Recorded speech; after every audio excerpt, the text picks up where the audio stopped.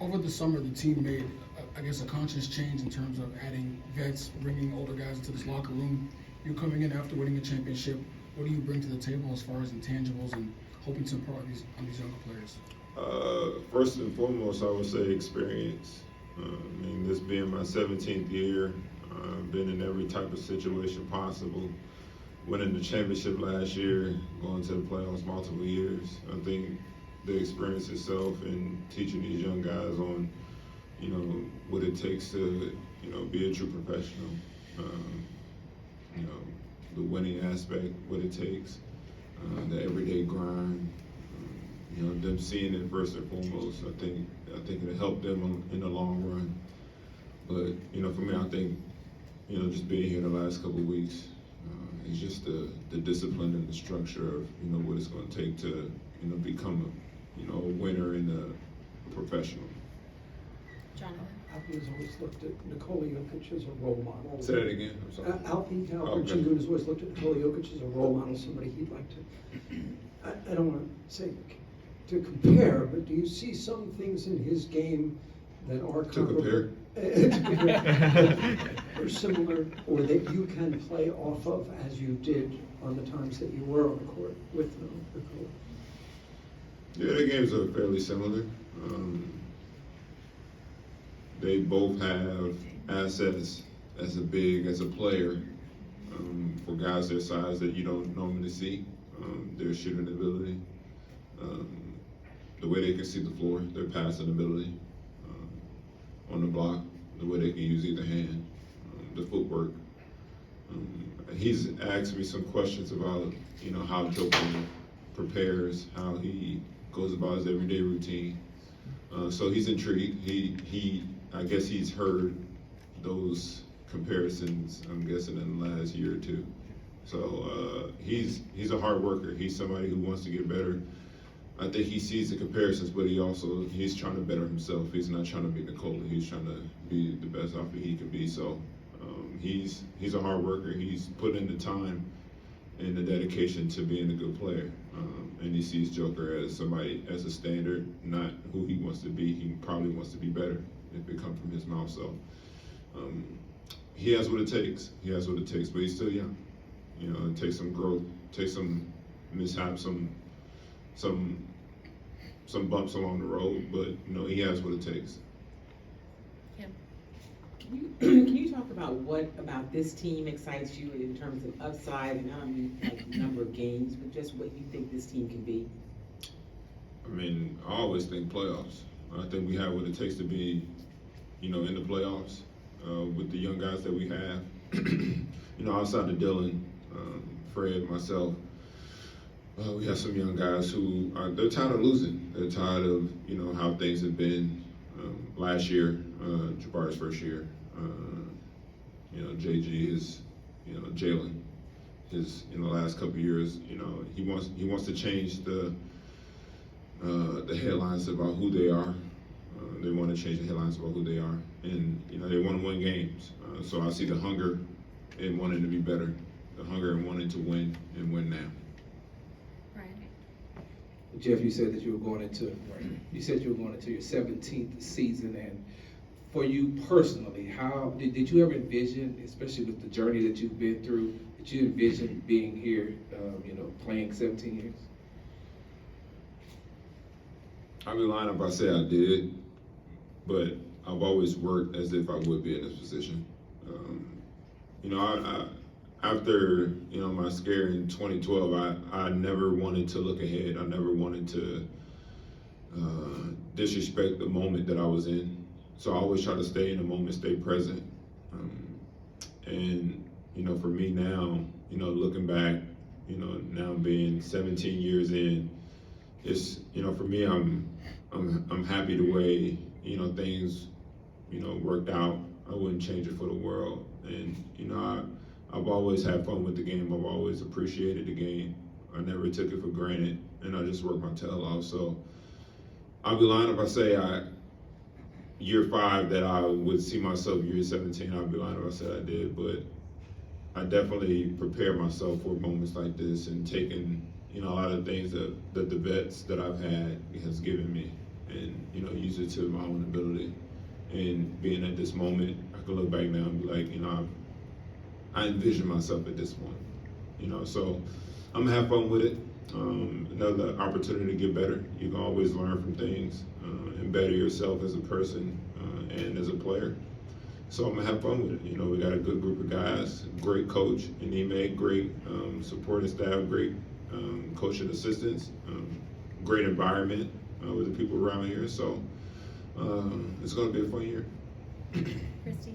You talked about embracing a leadership role with the young team, but when you're your age and there's a team like My this. age. I'm not 19, how about that? But you're not 19. And you're on a team with a lot of 19, 20-year-olds. Are there challenges to being on a team like that? It's challenging to be on any kind of team. You know, care about the age. Just, you know, everybody's always not on the same page. Everybody. I'm not speaking for our locker room. You know, I'm speaking for teams in general.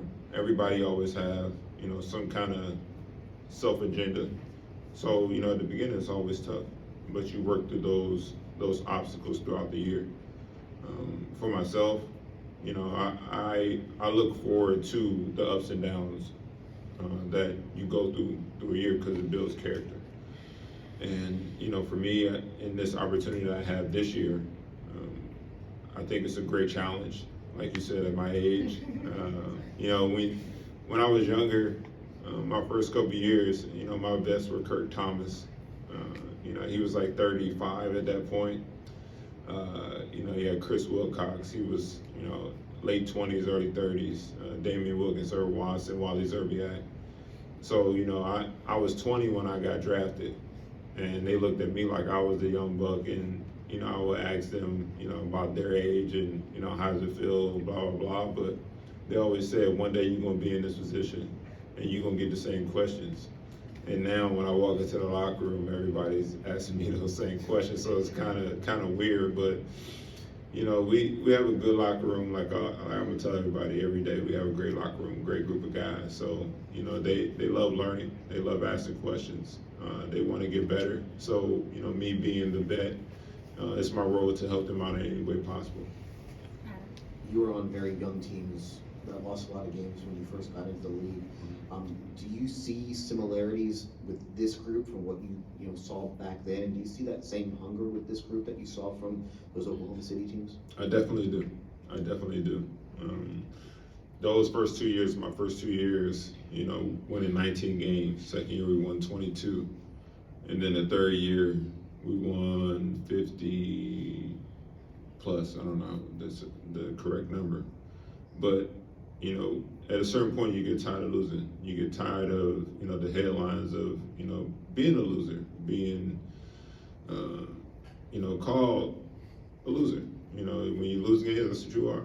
And we wanted to change that narrative, and we did, and it came through hard work. And I've been here now for about 7 weeks, and you can see, you know, the hunger and how they go about their business, the young guys. Every day they come in ready to work, they come in and they work hard. And you can tell that they're tired of that narrative that's been floating around about, you know, the way they started off their career in the NBA. So I do see that same hunger. I do think that things can change, given the coaching change that we've had. And Ime, I think he's going to give those young guys some good structure, some discipline, and he's going to help them. He's a player's coach. He's been through it. I think he's going to be good for them.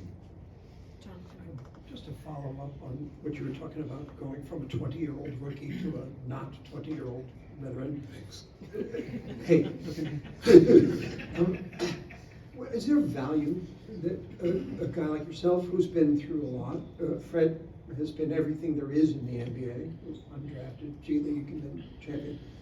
Is there importance to a team to have guys like that you guys bring in? Yes, there is. I'm glad you asked that, because I've seen recently, there's been a lot of talk about how, you know, certain teams, I'm not saying, you know, there are certain teams, but this notion of, you know, the NBA wanting to, you know, go younger, really take out the vets, you know, my age and up, you know, and I think, and I'm not saying because of, I'm at this point, I just think it's great when you have guys who are experienced, who have been through the ringer, done everything possible in this league, to have them in the locker room, have that voice.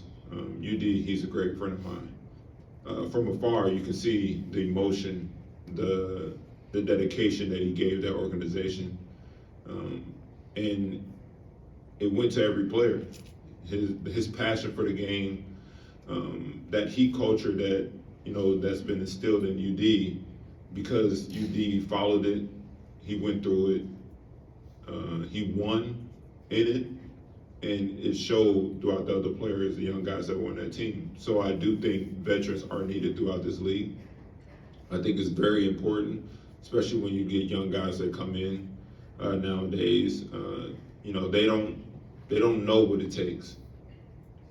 Obviously it's basketball, but the everyday grind is 82 games. You got guys who are coming into this league from playing no more than 36 games a year. And now you got to play 82, hopefully 82 plus. So I think veterans are very, very important to a locker room. They're an added coach that sits on the bench, that's in the grind every day with their teammates. And their voice, it goes a long way. Because at some point, it's tough to say, but at some point a coach's voice can only go so far. And I think that's when vets come into play.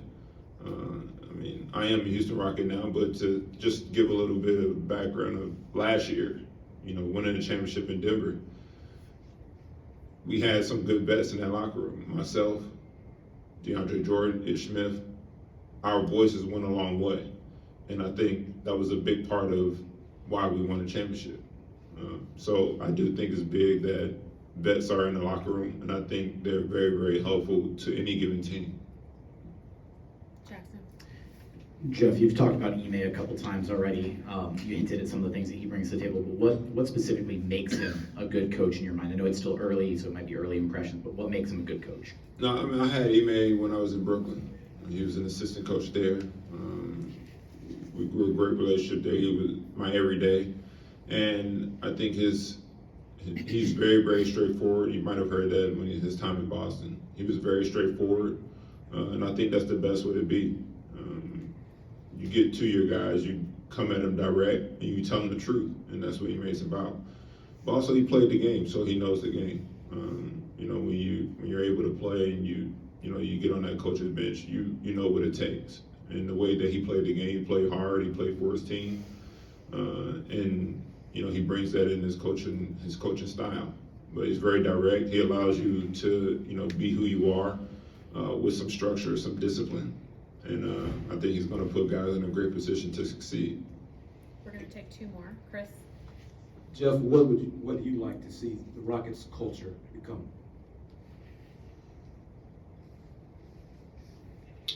I haven't been in a locker room, so I don't know what the Rockets culture is.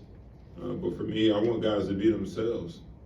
I don't want to take away, from a guy's personality and how they are. But I think there comes some structure in that. I think we need to, build chemistry from everything, and I think it starts there. But I'm not going to say we need a certain kind of culture to win games. I think that comes with chemistry and knowing that we have to be true professionals when it comes to being on that floor and playing for each other, and being smart. That in itself will create a culture, and then from there we'll know what we need to be in order to win games. Hey, Jeff. Yes, you answered my question a little bit about Ime a second ago, but I'll flip it up a little bit. You started to talk about those early years. I guess you had PJ and then it switched to Scotty when y'all started winning. What type of coach does it take to take a team that hasn't won and deliver it into a winning style? And you see that in Ime, I assume that's why you're here. Of course. I don't know the answer to that. I'm sure there's been bad coaches that's won. There's been good, so I don't know the answer to that. But it's not just a coach. It takes that locker room to come together and play for each other. And then, you know, you build from there. You know, Ime can do everything in his power to get us in the right direction, but we have to go out and translate his message on the court. He's not playing, we are. So, like I said, I think it comes from the chemistry that we build off the court. And then when it comes to playing, we have to know that we're playing for each other. We're playing for the city of Houston. And that, you know, we have to do it together. No one man can come in and save the day. You know, MJ isn't here. I'm sorry, Houston. No Hakeem Olajuwon is here to save the day, you know? There we go. But, you know, we have to do it collectively. We have to do it as a unit, and I think we have what it takes in that locker room to get it done. Thank you. Thanks, Jeff. Thank you.